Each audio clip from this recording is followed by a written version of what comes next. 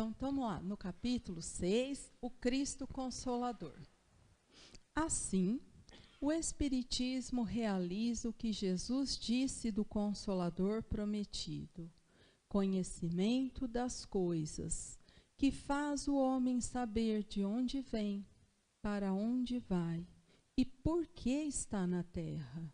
Chamamento aos verdadeiros princípios da lei de Deus e consolação pela fé e pela esperança. Então, para que a gente consiga continuar a nossa discussão, penso que precisaríamos de algumas definições, porque senão a gente vai achar que nós estamos num denominador comum e pode ser que não. Então, vamos lá, Ju. Todo mundo sabe o que diz o Espiritismo. O que é ser espírita e o que é ser espiritualista? Posso considerar a mesma coisa? Ou são coisas totalmente diferentes? E agora? É diferente um pouco? É diferente muito?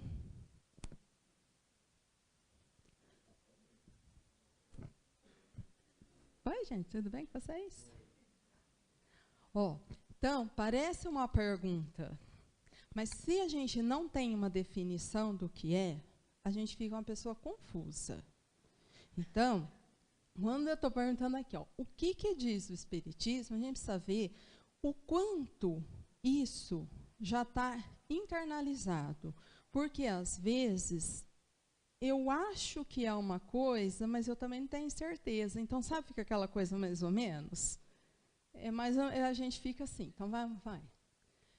Quais são os princípios da doutrina espírita?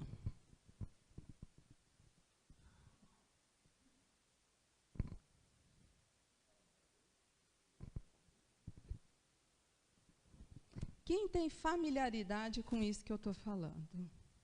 E que está super tranquilo, entendi. Quando não se mexe, assim ou é não?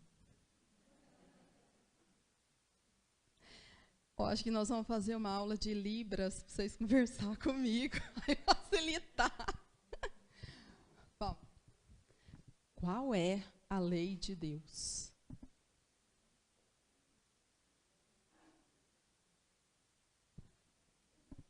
Pergunta abaixo que vai ficar chato agora.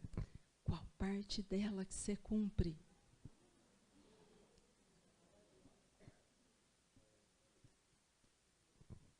Quais são os princípios de regência dessa lei? Ixi, agora complicou de vez, hein? Então, essa teoricamente é a lei de Deus. Mas essa desse jeito, né, no Decálogo, é lá da época de Moisés, porque foi ele que especificou em 10 itens, assim, apropriada à nossa maturidade. Então vamos lá, né? A gente sabe o começo? Eu sou o Senhor vosso Deus, que vos tirei do Egito, da casa da servidão. Não tereis diante de mim outros deuses estrangeiros. Não fareis imagem esculpida, nem figura alguma do que está em cima do céu, nem embaixo na terra, nem do que quer que esteja nas águas sob a terra. Não os adorareis e não lhes prestareis culto soberano. Gente, esse trem está na Bíblia, eu não inventei, prometo. Com essa força de lei, a gente sabia de tudo isso? Não, né? Também eu imaginei. Não pronunciareis em vão o nome do Senhor vosso Deus. Lembrai-vos de santificar o dia do sábado. Honrai a vosso pai e a vossa mãe, a fim de viverdes longo tempo na terra que o Senhor vosso Deus vos dará. Não mateis. Não cometais adultério, não roubeis, não presteis testemunho falso contra o vosso próximo, não desejeis a mulher do vosso próximo, não cobiceis a casa do vosso próximo, nem o seu servo, nem a sua serva, nem o seu boi, nem o seu asno, nem qualquer das coisas que lhe pertençam. Então, essa era a lei anunciada à época de Moisés. Eu acho que a gente já tinha pelo menos escutado. Se faz sentido é que eu não sei, mas ouvir a gente ouviu. Lembra da aula passada? Ouvi, mas não escutei. Vi, mas não enxerguei. Tive contato, mas não fez sentido. Só que essa é mais ou menos uns 1.400 anos antes do Cristo. Mais ou menos. Quando chega, então, Jesus, não penseis que vim destruir a lei ou os profetas. Eu não vim para anular, mas para cumprir. Então, o que ele faz a partir daí? Percebendo a nossa maturidade, é que ele vai agora simplificar. Na verdade, ele vai fazer uma síntese da lei, porque da maneira que ele enuncia, contempla os 10 itens anteriores, mas os 10 continuam valendo. Então, está lá em Marcos 12, de 28 a 31. Alguém pergunta para ele, então, qual é o primeiro de todos os mandamentos? E Jesus responde: amarás, pois, ao Senhor teu Deus de todo o teu coração, e de toda a tua alma, e de todo o teu entendimento, e de todas as tuas forças. Este é o primeiro mandamento. E o segundo, semelhante a este, é: amarás o teu próximo como a ti mesmo. Não há outro mandamento maior do que estes. Então, quando ele sintetiza nesses dois, vê que ele fala que os dois se assemelham e que nenhum dos outros seria maior que isso. Porque a hora que a gente entende, a gente vai naturalmente fazer com que os outros também sejam executados. Mas eu queria ter trazido assim mesmo, do jeito que está lá, porque eu vou perguntar de novo. Nós lemos. Vocês ouviram? Eu ouvi e escutei ou eu só ouvi de novo? Eu tenho para mim que muitos, de novo, a gente só ouviu. Então, quando ele fala do Consolador prometido e que o Espiritismo chegaria para falar daquilo que nós não sabíamos, ele tinha essa função de agora descortinar a parte que a gente não podia, naquele tempo, tomar contato. Eu penso que, de verdade, fica sem sentido mandar guardar o dia de sábado. Para quê? Ele vai falando algumas coisas, ele fala primeiro que não é para cometer adultério, depois ele fala para não cobiçar a mulher do próximo. Parece que ficou repetitivo agora. Para que ele fez isso? Então, eu escutei, mas o sentido que eu preciso não acontece, fica mais ou menos. Mas ele precisava desse enunciado e ele não conseguia explicar além disso, porque faltava maturidade. Então, quando a gente continua, e vai entender isso, estudando a doutrina espírita, começa a ficar um tanto melhor. Porque, olha só, toda vez que eu for falar da lei de Deus, eu estou falando da lei divina ou natural, que muitas vezes a gente vai chamar de lei de amor. Tudo a mesma coisa. Então, não são várias leis, é a lei. Ponto. Mas quando a gente fala lei divina ou natural, é lei natural mesmo. Aquela que controla a química, que controla a física, que controla a biologia, que controla a astronomia, é essa daí. A que rege tudo que existe. Por quê? Porque Deus é único. Não tem como ter uma lei aqui, uma lei ali, outra lei lá, porque a característica de Deus é a constância e a imutabilidade. Porque senão a lei dele ia ser que nem a nossa. Toda hora teve uma mudança, toda hora teve uma mudança, tem uma hora que a gente não sabe se aquela lei vale ou se não vale. Isso é coisa do homem. A lei de Deus é a lei de Deus sempre. O que vai mudando ao longo do tempo é o que eu sou capaz de entender daquilo, mas ela não mudou até hoje. A gente melhorou o entendimento, mas ela não sofreu mudança. Então, sempre que nós estivermos falando de lei de Deus, quando eu falei assim, ó, quais eram os princípios que fundamentavam a lei? É isso, constância e imutabilidade. Não muda. Ela atravessa os tempos sem alteração. Ela vai permanecer. E olha que interessante, precisou de vir esse entendimento lá em 1800. Agora a gente está entendendo por que o amor se encaixa nisso. Porque a gente não conseguia até então ligar a lei natural com amor.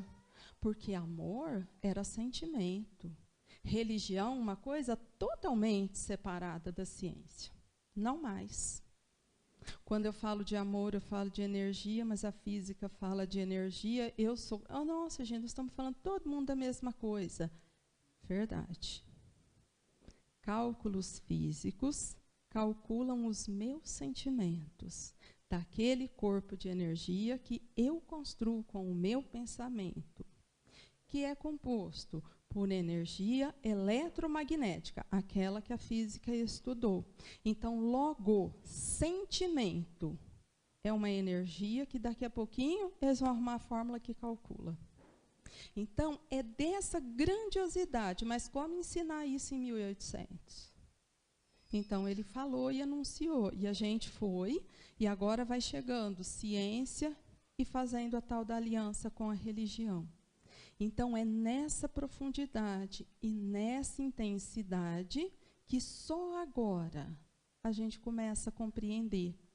E que imagina, como que Moisés podia falar disso? Como que Jesus podia falar disso? Não dava. Precisava de muito conhecimento chegar para que nós dessemos conta. Então, ó, todas as leis da natureza são leis divinas, pois que Deus é causa primária de todas as coisas. E eu acho bastante interessante, ó, pelo menos quando eu estava estudando ecologia, é uma conversa relativamente nova. Mas vê bem, ó, quando começou a discussão ecologia dentro da biologia, começou globalização dentro da economia. Por quê? Porque o que é lei é lei.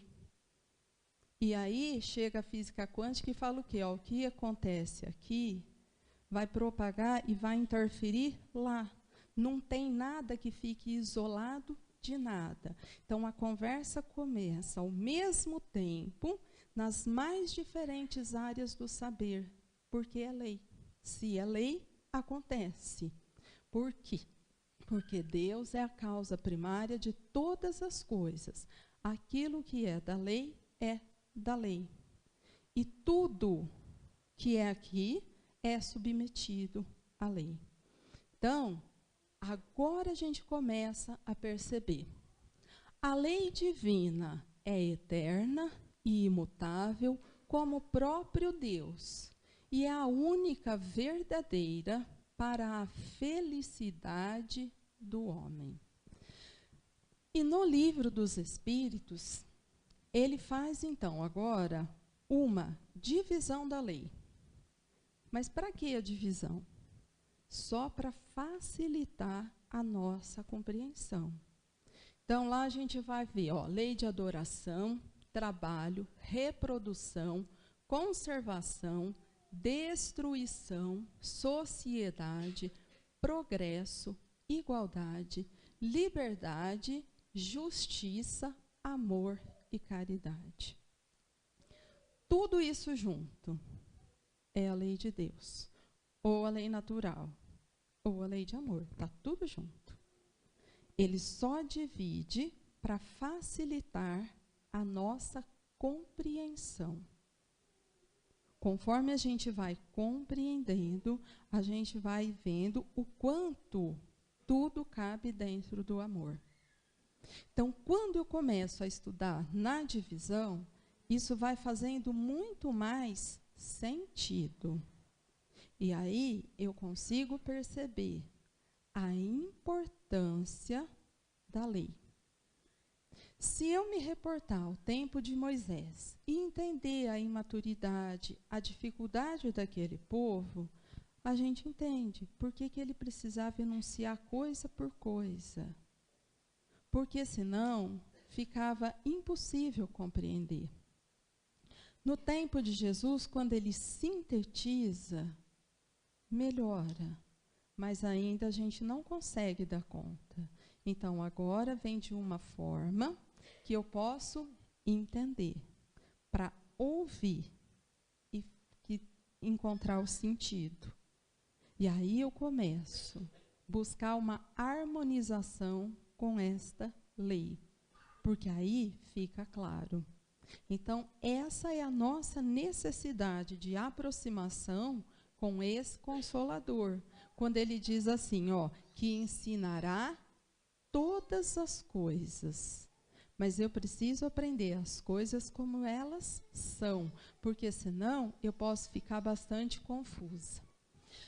Bom, e dos princípios da doutrina espírita? Ó, existência de Deus, imortalidade da alma, pluralidade das existências, pluralidade dos mundos habitados e comunicabilidade dos espíritos. Quando eu perguntei da igualdade e da diferença, porque olha só, vocês conhecem religião que não acredita em Deus? Tem. Tem. Estou perguntando, não, tem. Tem gente que não tem ligação com Deus. Eles cultuam outras coisas. Mas a gente não tem muito contato porque eles não são pertinho de nós, eles são longe de nós. Mas tem. Agora, das nossas religiões conhecidas, todas creem em Deus. Todas. Eles são espírita? De jeito nenhum. Então, olha só, vai começar a ficar muito diferente. A maioria das religiões acredita na imortalidade da alma? Sim. Eles não acham que quando morre acaba. Para eles morre, e como para nós continua. Só que para nós continua para uma fase de preparo para a próxima. Para eles vai ter fel, inferno, paraíso, mas continua. O como continua não é igual, mas que eles acreditam que a alma é imortal, eles acreditam. Pluralidade das existências. Quem acredita nisso? Aí, ó, já diferenciamos de um monte. Eles não, a maioria não acredita. E se eles falarem, é extraoficialmente, porque oficialmente eles não acreditam. Pluralidade dos mundos habitados. Também não acreditam. Comunicabilidade dos espíritos é a parte que eles ficam horrorizados com o espírita. Para eles é inaceitável. Então, ó, é bastante diferente. E quando eu perguntei, ó, ser espiritualista é acreditar nessa parte que continua. E mesmo os que são próximos, eles têm algumas dificuldades em relação à pluralidade das existências, dos mundos e da comunicabilidade. Por isso que eu falei, parece que é, mas tem uma distância bastante grande. O que vai acontecer quando eu não conheço o princípio das coisas? A gente fica supersticioso. é um tanto a fantasia e o meu medo que faz a condução. E isso fica um tanto perigoso. Por quê? Porque o medo limita a nossa possibilidade. Me proíbe de fazer coisas que muitas vezes eu me escravizo ou aprisiono, porque eu estou acreditando numa coisa, mas eu não tenho certeza se é ou se não é. Eu fico ali aprisionada. Então, conhecer o princípio das coisas é importante para que eu fique livre e possa desenvolver a fé raciocinada. Senão me gera bastante confusão. Então, o Emmanuel faz uma comparação que é bastante interessante. Então, vamos imaginar o seguinte, que essa árvore, eu dissesse para vocês que nós vamos tomá-la como ela saindo do Espiritismo. Se eu quero compreender exatamente o que é o Espiritismo, o que é que eu vou ter que estudar? A árvore. Como que é, qual clima, que ambiente, quanto tempo, o que favorece, que atrapalha. Ó, eu preciso saber dela, porque essa seria a minha teoria. Quando eu venho para esta foto, olha só, lá na de cima, a gente tem um ninho com 2 passarinhos. Eles se acomodam bem na árvore, não acomoda? Mas eles são a árvore. Se eu estudar a vida do passarinho, eu sei da árvore? Nada. Então, esse é o problema. Quando a gente cata um trem que é espiritualista, e estuda e quer, e acha que, sabendo aquilo, eu sei o outro. Isso não é verdade. Às vezes, quando eu sei aquilo, eu só sei aquilo. E eu quero juntar tudo para facilitar a minha vida. E não vai ser verdade. Se eu encontrar na árvore uma bromélia tão bonita, tão colorida, ela pode ser linda, maravilhosa. E aí eu dedico a estudar essa bromélia. Eu vou saber da árvore? Nada. Eu sei da bromélia, mas da árvore eu não sei.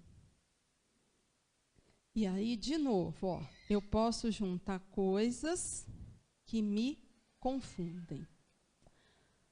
Pegar uma árvore cheia de samambaia, que fica, olha, samambaia, tão bonita, deixou a árvore. Então tá, vamos estudar a samambaia. Eu vou saber da árvore? Não, eu sei da samambaia. Por que que eu estou fazendo tanta coisa? Porque tem muito livro que, assumidamente, não tem compromisso com a doutrina espírita. E a gente lê. E aí eu acho que eu entendi o que é ser espírita. Mas eu li uma coisa que falava de bromélia, não falava de árvore. Então, assumidamente, por exemplo, tem um livro bonitinho que chama assim, Violetas na Janela. Todo mundo já leu. Aí, quando a pessoa fala para mim feliz assim, eu já li, eu falo, ai, que problema. Ó, um dia, a FEB sentou para estudar aquele livro. Na primeira lida, eles acharam 99 equívocos doutrinários. Sabe a promessa que eu morro, encosto na janelinha cheia de violeta e fico assim para todo... Eu não sei onde que a moça arrumou, acho que foi para o livro ficar bonito. Mas não é verdade.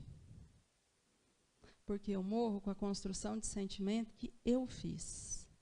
E não tem como eu ter apego e ter problema e chegar lá para ficar... Não é assim que funciona. Então, eles foram lendo e peneirando. Ô, gente, o livro tem 100 páginas. 99 erros. Vocês acham que é problema ou não? Imagina um médico estudar para cuidar de alguém num livro que tem 99 equívocos fisiológicos. O que que ele vai fazer? Matar a pessoa. Porque ele estudou uns trem nada a ver, que não condiz com a realidade. Então, ele vai ficar extremamente equivocado naquilo que ele é capaz de formular. Então, esse é o problema quando a gente tenta misturar as coisas.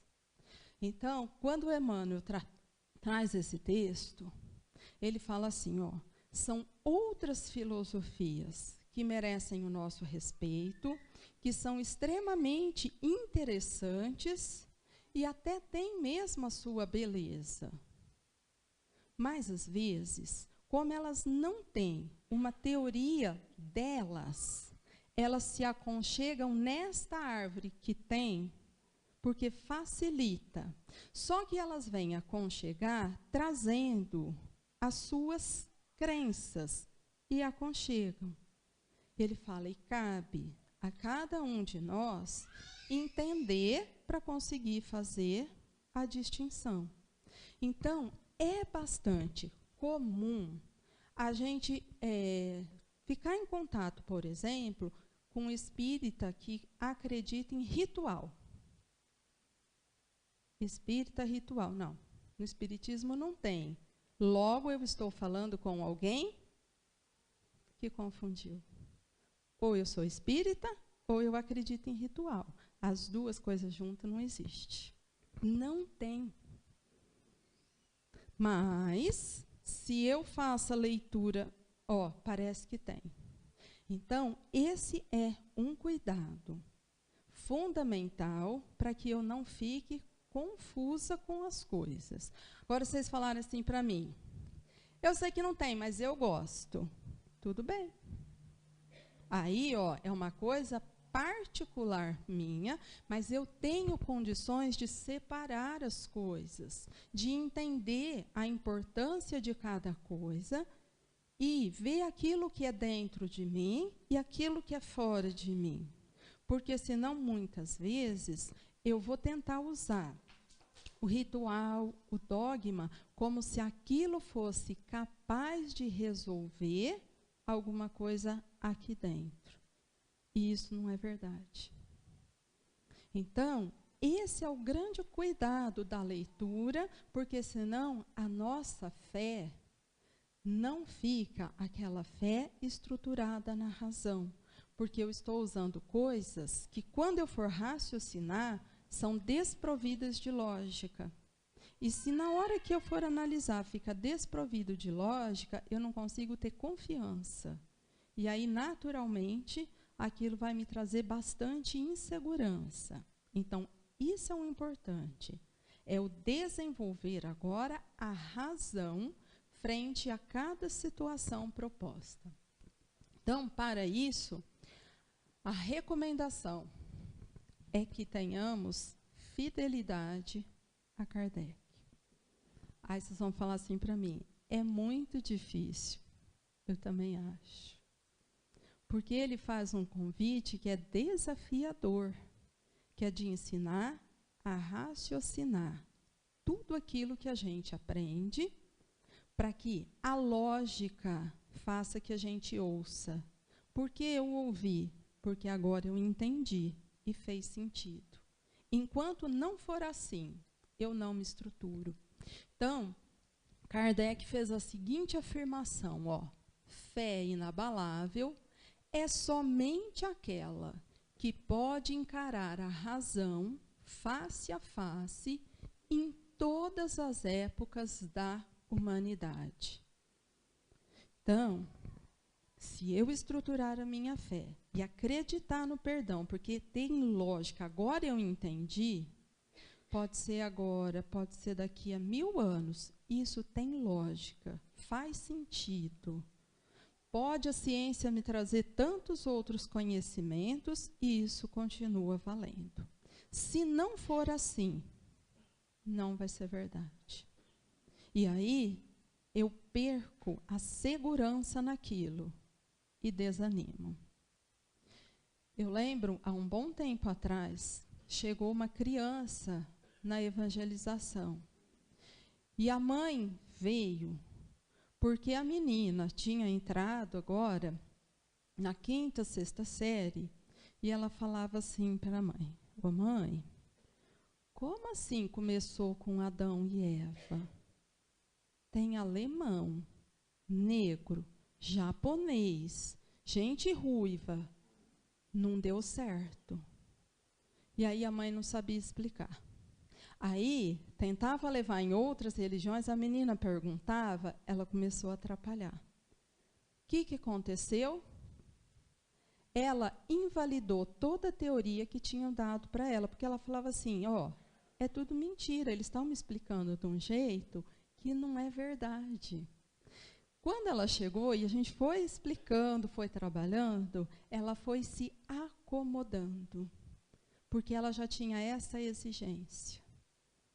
A verdade precisava convencê-la a partir da razão. Agora, vamos ser sinceros, essa molecadinha de hoje, vocês acham mesmo que se a gente falar uma coisa mais ou menos, eles vão aceitar? A nossa geração escutou, é assim porque Deus quer.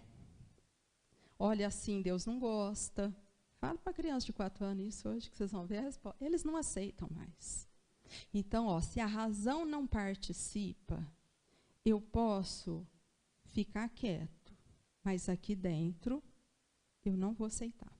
Porque não tem lógica isso que você está falando. Então, hoje, essa compreensão fica fundamental para o nosso crescimento.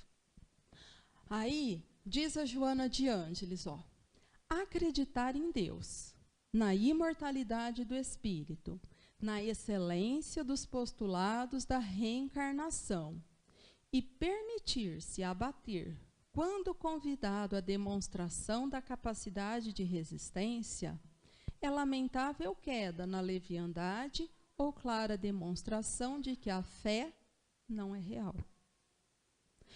Então, quando Jesus fala que se a nossa fé fosse o tamanho do grão de mostarda, parece que ele exagerou. Mas quando ela mostra por essa ótica, a gente fala assim, ó, é mesmo. Qualquer dificuldade da vida me deixa bastante abatida. Então, eu percebo que a fé não tem essa robustez da razão, que me mostra onde está a lógica. Então, eu preciso rever as bases, porque em alguma coisa eu ainda não acredito. E quando muitas vezes eu pergunto, eu estou falando sério mesmo, quando a gente fala, eu pergunto assim, olha, mas a gente já acreditou nessa justiça de Deus? Da boca para fora, o que a gente responde? Sim. Mas aqui dentro, como que é a resposta? Não. Porque quantas vezes a gente questiona assim, ó, por que Deus permite tanta violência? Por que Deus permite tanta coisa errada no mundo? Por que Deus... Ó, se eu estou questionando Deus, é porque eu acho que Ele não é justo, que Ele não é correto, que Ele se equivoca. Então, a justiça dEle me causa uma estranheza. As crianças que são espontâneas, elas falam assim, ó, não é justo quando uma criança é atropelada. Eu não concordo com isso que Deus deixa acontecer. E eles são bastante firmes, porque para eles Deus ainda é injusto.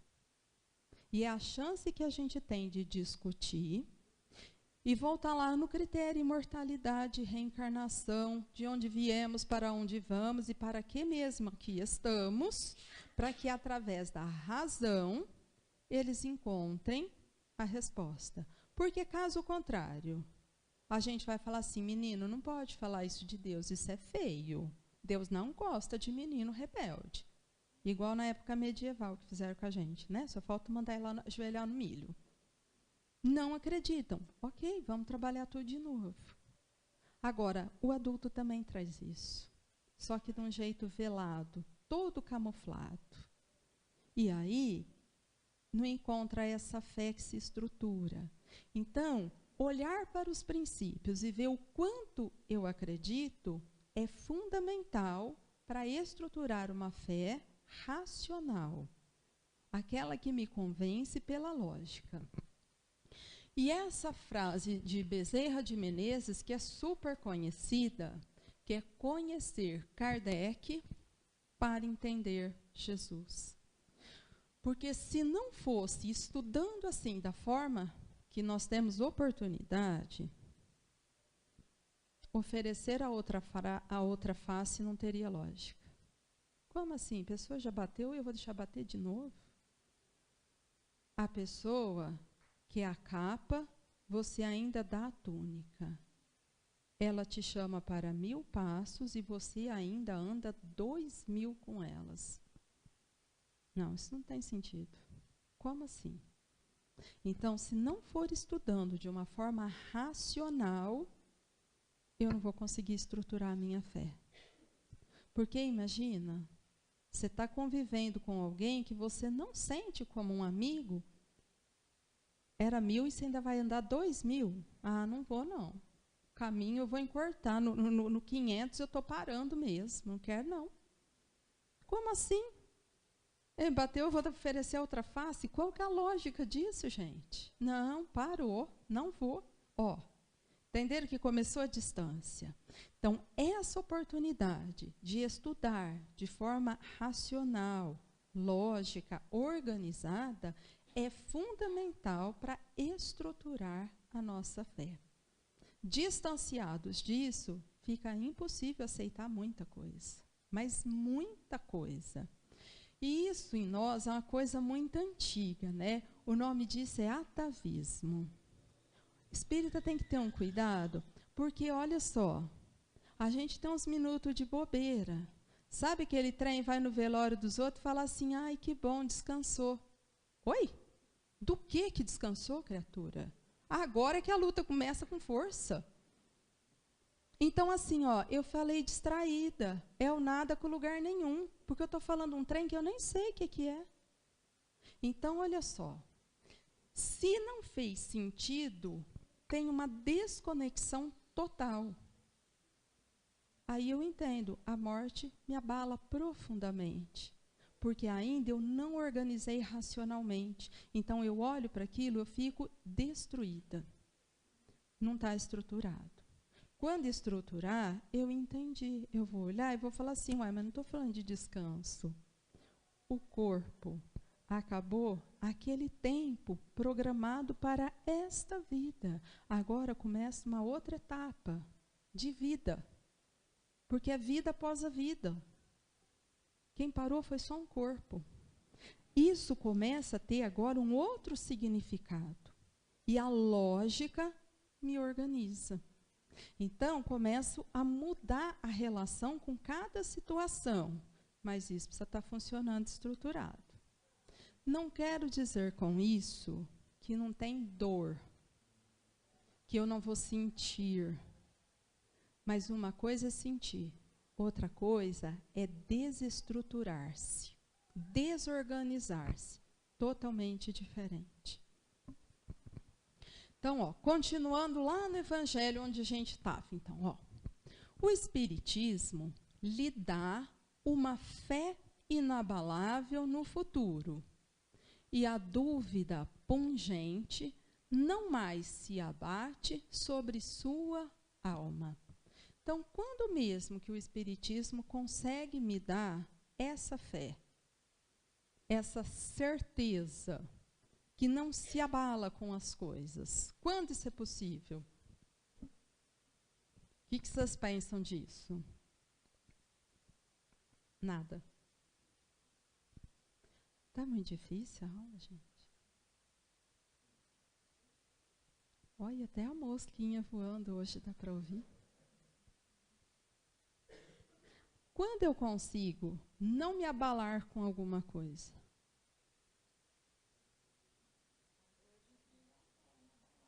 E como eu faço para adquirir uma fé inabalável? O que eu preciso ter em mim funcionando? Razão, aceitação, que mais?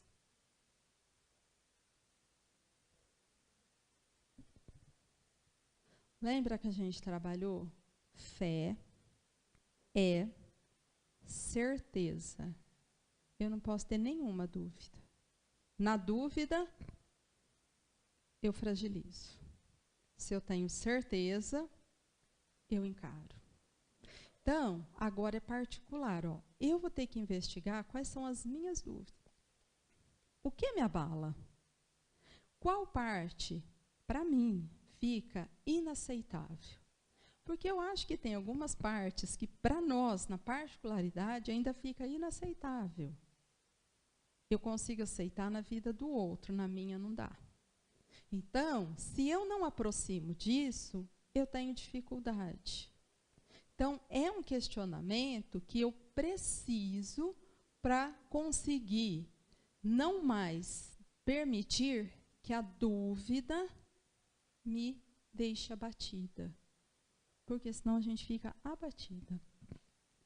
Fazendo-o ver do alto, a importância das vicissitudes terrestres se perde no vasto e esplêndido horizonte que ele descortina, e a perspectiva da felicidade que o espera lhe dá paciência, a resignação e a coragem de ir até o fim do caminho. Eu acho que nós vamos precisar fazer muitas vezes uma releitura disso. Porque por muito tempo a gente leu isso daí dessa forma. Então é o seguinte, quando chegar aquele problema difícil, mas aquele que é bem sofrido, você endurece o corpo e aguenta, fica tomando pancada até o fim da vida. A gente já escutou isso em Centro Espírita. Nascemos para sofrer, nascemos para pagar. É mesmo? Em que lugar do Evangelho que está escrito isso? Não está. Interpretação equivocada. Essa força que me dá paciência, bom ânimo, esperança, é a transformação que acontece dentro de mim. Porque se eu endurecer e ficar aguentando pancada, lá no fim da história, eu estou igualzinha, não mudou nada. Eu só estou cheia de marca. Mas mudança interna, nenhuma. Mudou nada. Eu não fiz nenhuma modificação.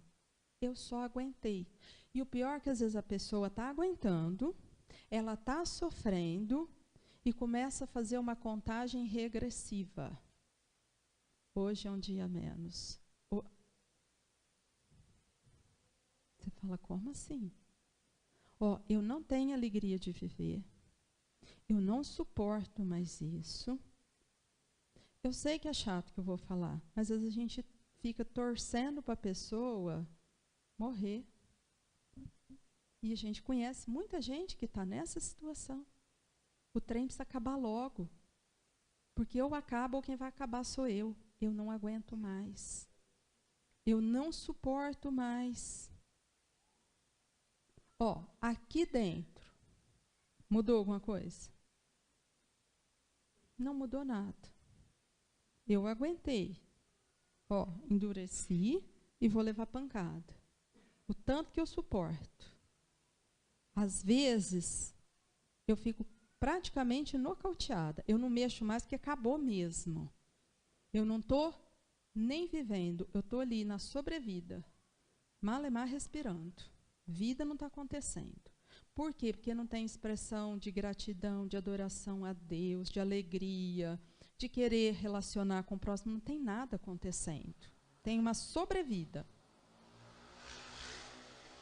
Vai adiantar? Tem uma evolução acontecendo aqui dentro? Não tem. Ficou tudo igual. Então, esse equívoco a gente infelizmente fez. Então, agora a gente entendeu que quando fala de paciência, paciência não é ficar calado. Paciência ela é irmã da persistência. É aquilo que eu luto para transformar constantemente. Eu não desisto, eu não desanimo, porque essa é a característica da paciência. Fechar e ficar caladinho não é característica de paciência. A resignação, ela pede muita consciência. Eu tenho que saber, resignando o quê? Abrindo mão de quê? Por quê? Para quê? Porque senão não é resignação, é desistência, que é totalmente diferente. É outra construção, nada a ver com ser resignado. Né? Coragem. Gente, vocês conhecem alguém corajoso que é assim?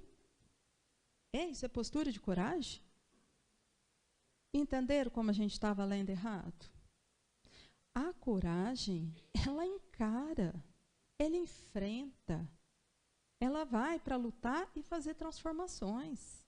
Ela é movimentada, ela não é paralisada. Então, quando eu caio na paralisia, onde nada está transformando, eu não estou entendendo isso que eu li. E, infelizmente, a gente leu equivocadamente por muito tempo. Né? Que falava assim, ó, eu tenho que aguentar, eu tenho que aguentar, eu tenho que aguentar. Não, eu tenho que transformar. Aqui dentro. Aqui fora é estímulo, mas é aqui dentro que eu tenho que prestar atenção e ver o que está modificando. Porque se eu estiver na paralisia, está errado. Não está dando certo. Então, eu vou ter que rever conceitos de novo, para fazer diferente. Então, isso hoje precisa nos chamar a atenção, porque quando a gente está falando do crescimento, é desse crescimento. E muitas vezes, na dificuldade de crescer, a gente tenta repetir coisas que são lá da época de Moisés. Que triste para nós. Seguir coisas que são de um tempo que já passou e que a gente tenta repetir ainda hoje. Não serve mais para esse tempo. Então aí, ó, volta a primeira pessoa com a fala de Jesus. Venho, como outrora, aos transviados filhos de Israel, trazer-vos a verdade e dissipar as trevas. Escutai-me. O Espiritismo, como fez antigamente a minha palavra, tem de lembrar aos incrédulos que acima deles reina a imutável verdade, o Deus bom, o Deus grande, que faz germinem as plantas e se levantem as ondas. Toda vez que a gente pensar Deus bom, Deus grande, cabe na bondade qualquer punição. Mas às vezes a gente acha que punição faz parte da lei de Deus. Se eu acho isso, e mesmo acredito nisso, eu preciso parar e voltar lá na base e perguntar, ó, o que está acontecendo? Por que eu fico imaginando que Deus é vingativo, que Ele pune, que Ele castiga, que Ele tortura? Porque isso é uma fantasia. Então, quando Jesus vem exemplificar, a gente fica falando, porque é onde eu preciso olhar e tentar entender. Ele encontrou a mulher adúltera. O que foi que ele fez? Teve punição? Teve castigo? Teve acusação? Ah, não, teve perdão. Aí, ele relacionou com a meretriz. Teve acusação? Punição. O que teve? Um convite para trabalhar com ele. Ele encontrou Zaqueu, que cobrava impostos e pegava uma parte para si. Ele acusou, condenou. Não que a gente arrumou que Deus pune, castiga.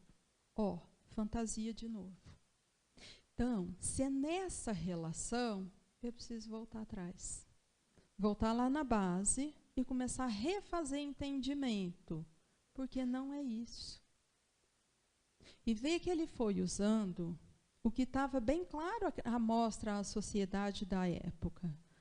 Era adúltera, era meretriz, era o ladrão. Ele ia pegando aqueles que estavam e mostrava, ó, cada um tem uma falha. Mas toda falha é uma fraqueza. E toda fraqueza a gente supera. E ele estimulava que superasse. Por que a gente paralisou no castigo?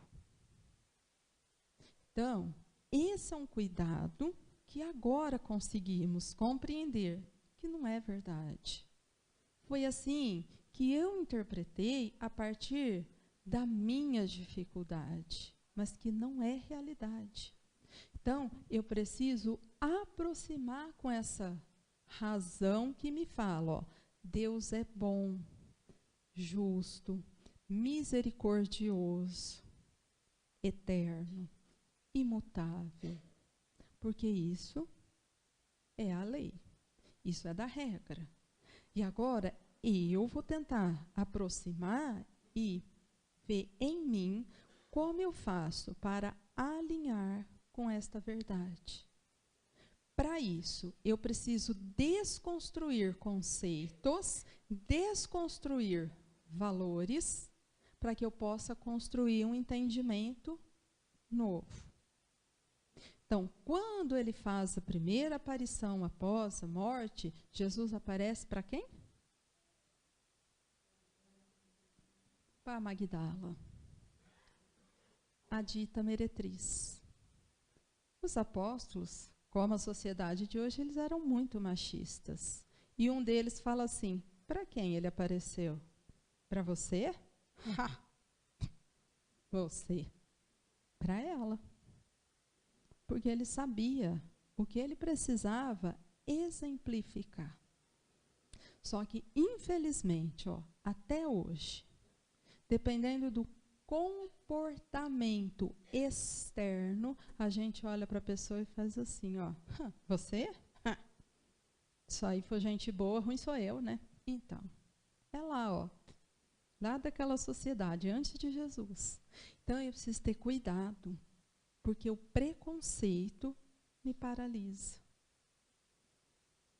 Então, às vezes eu olho e falo assim, mas eu não sou preconceituoso. Mas o meu sentimento tem uma paralisia. Então eu preciso ler outra vez. E achar onde foi que eu falhei.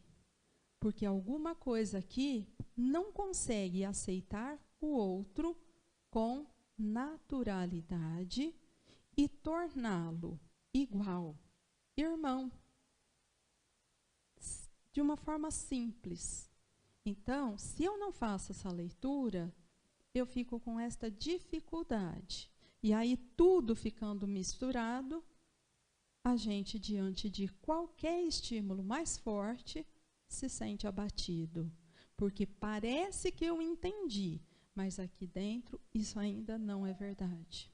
Então, vai dar um trabalho para a gente fazer essa aproximação, porque precisa de muito questionamento. Mas essa é a nossa proposta. Parece que isso criou força no mundo agora, né? A gente nunca ouviu falar tanto em diversidade, de tudo. Porque o diferente é diferente, mas não é errado. Ele é diferente de mim, ele é do jeito dele. Mas quem falou que o meu que está certo? Então, ó, foi ecologia, agora nós vamos ouvir diversidade. E entender essa igualdade de filiação que nós temos dentro de um processo daquilo que é bom e misericordioso e que não julga porque é o indulgente por excelência. E se eu não sou indulgente, eu já distanciei dessa verdade. Então, esse é um cuidado que agora eu preciso, porque senão eu distancio da verdade. Então, é muito cuidado e muito questionamento para a gente conseguir alinhar o nosso pensamento à realidade nova.